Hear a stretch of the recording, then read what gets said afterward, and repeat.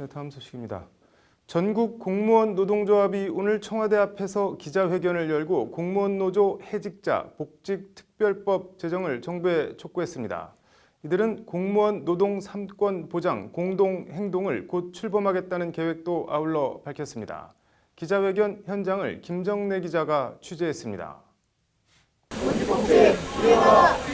지난 2002년 전국 공무원 노조가 출범한 이후 노조 활동 등을 이유로 해직된 공무원들은 모두 2,986명.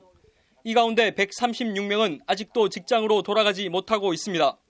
이들을 즉각 복직시켜달라는 것이 전공노의 요구입니다.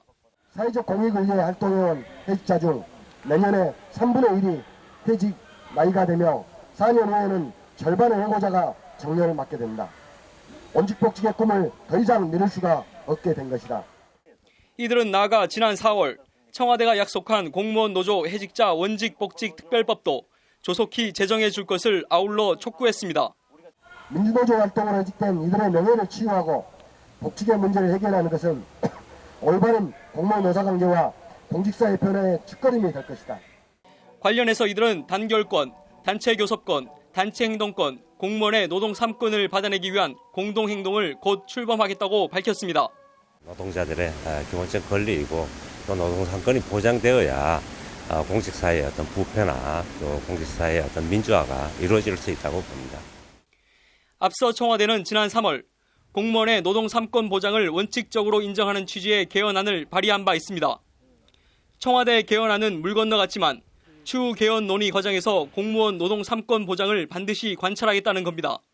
정부의 정책이 잘못됐을 때 의견을 내면 그것이 정치 중립 의무 위반부터 시작해서 모든 것이 걸림돌입니다. 그래서 이게 노동 3권이 온전히 보장되지 않고는 이런 것들을 할 수 없다.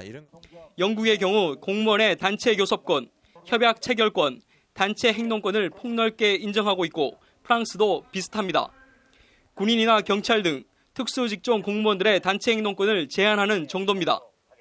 미국의 경우도 군인 등을 제외하곤 교섭권과 체결권을 원칙적으로 인정하고 있고 일본도 공무원 직종에 따라 교섭권과 체결권을 인정하고 있습니다. 정부는 지난 6월 개헌이 무산된 뒤 하위 법령 개정을 통해서라도 공무원과 교사의 노동 3권을 관철시키겠다는 입장입니다. 그러나 공무원과 교사에게 어느 정도까지 노동권을 보장할지, 근로조건 개선 목적이 아닌 사회적 파업은 어느 수준에서 용인할지 등에 대한 사회적 합의가 쉽지 않을 전망입니다. 법률방송 김정래입니다.